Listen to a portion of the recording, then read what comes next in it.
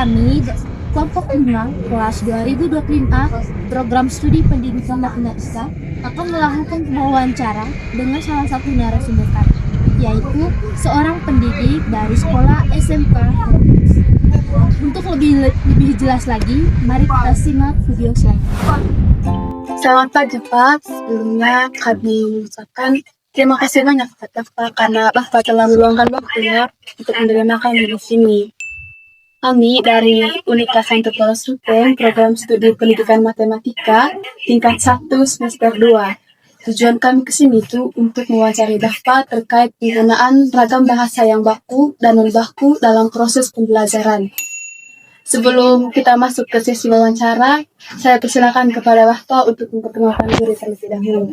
Oke, baik, selamat siang semuanya. Perkenalkan, saya Sikrenus Gasa, yang bisa panggil saya Ipik. Saya salah satu tenaga pendidik di SMK Elanus Ruteng dan saya di sana mengajar PPKN. Terima kasih. Untuk pertanyaan pertama, Bapak itu bagaimana tuh definisi bahasa baku dan non-baku? Oke, bahasa baku dengan non-baku. Oke, sebelum saya menjawab, jadi saya menyampaikan permohonan maaf jika jawabannya mungkin agak melenceng karena saya basicnya bukan di bahasa Indonesia. Jadi oke.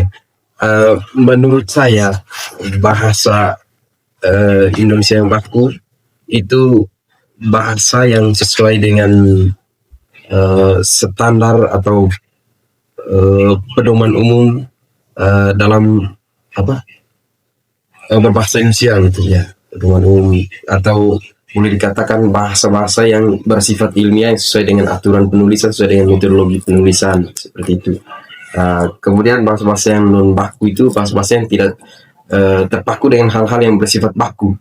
Jadi dia itu bisa dipakai dalam situasi yang santai atau komunikasi sehari-hari. Itu untuk yang non baku. Penggunaan bahasa baku dan non-baku itu apakah itu sangat penting dalam sebuah pembelajaran? Oke. Dalam sebuah proses pembelajaran, yang pasti penggunaan bahasa yang baku itu sangat penting sekali.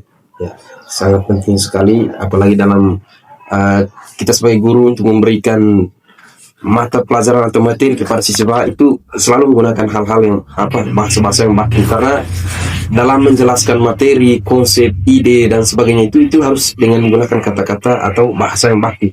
Ya. Kalau bahasa yang non baku itu memang dipakai tapi tergantung konteks dalam situasi pembelajaran. Pada saat proses pembelajaran itu, Pak menggunakan bahasa yang baku dan non baku. Bagaimana para siswa? Oke, biasanya dalam pembelajaran kita juga sering pakai bahasa yang baku dengan non baku. Seperti yang saya sudah sampaikan tadi, kalau bahasa yang Indonesia yang baku itu biasanya disampaikan atau digunakan ketika kita memberikan materi atau memberikan semacam instruksi atau sesuatu yang bersifat formal dalam pembelajaran seperti itu. Sedangkan bahasa-bahasa yang non baku itu bisa dipakai dalam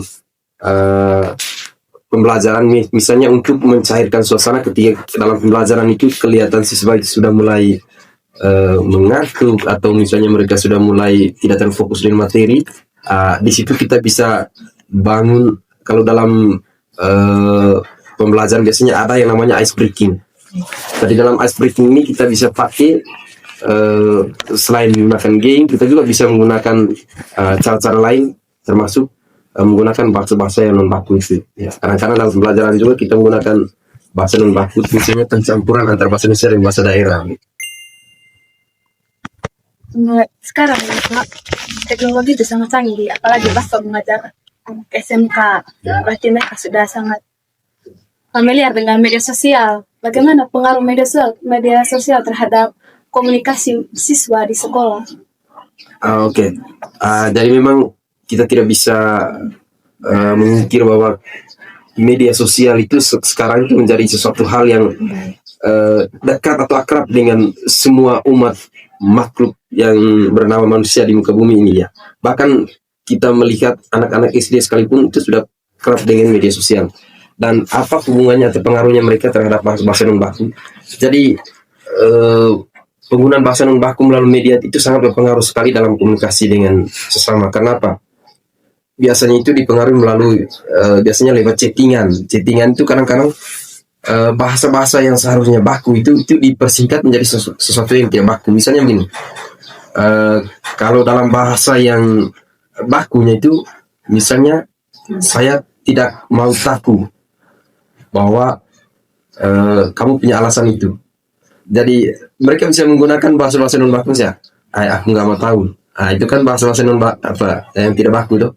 Jadi kadang-kadang juga selain dalam proses penulisan itu dalam media sosial itu biasanya disingkat. Misalnya contohnya yang itu menjadi singkat menjadi ya guys ya. Jadi itu juga mempengaruhi mereka dalam penggunaan bahasa yang non baku. Bagaimana strategi pembelajaran yang paling efektif untuk melatih siswa agar terbiasa menggunakan bahasa baku? Strategi ya. Untuk strategi pembelajaran supaya bisa melatih mereka bisa terbiasa dengan bahasa-bahasa yang baku, itu biasanya kami di sekolah, kebetulan saya pembina OSIS juga, jadi kami membiasakan mereka itu untuk melatih membuat tulisan, misalnya tulisan karya ilmiah itu, opini, atau juga melalui presentasi materi di depan kelas itu biasanya harus menggunakan bahasa-bahasa yang baku, atau terbiasa untuk menyuruh mereka untuk membaca tulisan-tulisan yang bersifat ilmiah begitu ya, supaya mereka terbiasa dengan hal-hal yang bersifat baku sehingga bisa tertanam dalam mereka punya pikiran otak.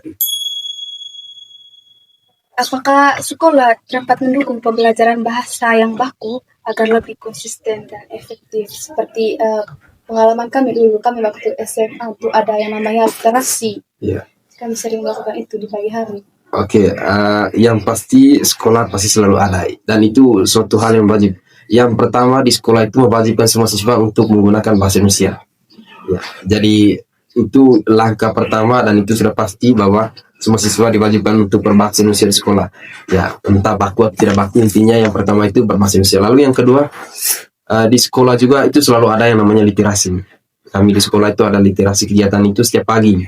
Lalu yang berikutnya itu di sekolah juga mendukung penggunaan bahasa yang baku itu dengan cara membuat mading. Jadi kami di sekolah itu mewajibkan semua kelas itu per bulan untuk buat mading. Dan misalnya kelas 10A atau kelas 10 keperawatan bulan ini, berarti bulan depannya ganti. Kemudian yang berikutnya membuat perlombaan misalnya pidato atau tulisan-tulisan ilmiah, termasuk tulisan pen juga, itu biasanya dibuat oleh sekolah, dan itu juga menjadi salah satu cara untuk mendukung siswa agar bisa berbahasa Indonesia dengan baik. Apakah ada metode evaluasi khusus yang Bapak gunakan untuk melatih kemampuan siswa dalam membedakan ragam bahasa yang baku dan non baku? Ya, biasanya kadang evaluasinya itu tidak secara langsung. Biasanya melalui tugas-tugas yang diberikan. Kadang kita bisa menilai mereka atau mengevaluasi mereka dari jawaban tugas yang mereka berikan. Yang mereka jawab itu kita bisa lihat dari cara penulisannya mereka. Kemudian selain cara penulisan mereka juga bagaimana menempatkan kata itu, kalimat itu supaya strukturnya itu jelas dan bisa dipahami seperti itu. Karena kita jujur saja, masih ada banyak sekali siswa-siswa yang belum baku secara bahasa itu. Apalagi secara gramatikal mereka punya penulisan itu masih belum jelas, atau penempatan huruf, tanda baca dan sebagainya itu masih belum jelas. Kemudian yang berikut melalui presentasi juga. Presentasi itu juga bisa menjadi bahan evaluasi untuk kita melihat bagi sejauh mana mereka menggunakan bahasa Indonesia dengan baik, itu sesuai dengan aturan atau tata bahasa yang sesuai dengan petunjuk penulisan atau penggunaan bahasa Indonesia yang sah secara nasional seperti itu, atau yang baku. Jadi kurang lebih seperti itu berkaitan dengan evaluasinya. Oke, terima kasih banyak Pak. Bapak sudah dijelaskannya dengan baik. Terima kasih sudah karena itu menjadi pengetahuan tambahan bagi kami. Baik, sekian dari wawancara kami Pak, dan terima kasih atas kesediaan Bapak atas jawaban dari pertanyaan kami. Jawaban dari Bapak itu sangat membantu dalam tugas kami ini. Juga mohon maaf sebesar-besarnya bila kami ada kesalahan dari awal sampai akhir. Itu saja Pak. Baik, terima kasih banyak dan selamat siang. Bahasa baku dan non baku adalah dua ragam bahasa yang memiliki peran dan fungsi yang berbeda dalam hal komunikasi. Bahasa baku memiliki aturan tata bahasa yang jelas dan standar, sedangkan bahasa non baku itu lebih santai dan bergantung pada dialog dalam kehidupan kita sehari-hari. Demikian video wawancara dari kami. Semoga penjelasan dari video ini dapat memberikan wawasan dan manfaat bagi teman-teman semua. Terima kasih atas perhatian dari kita.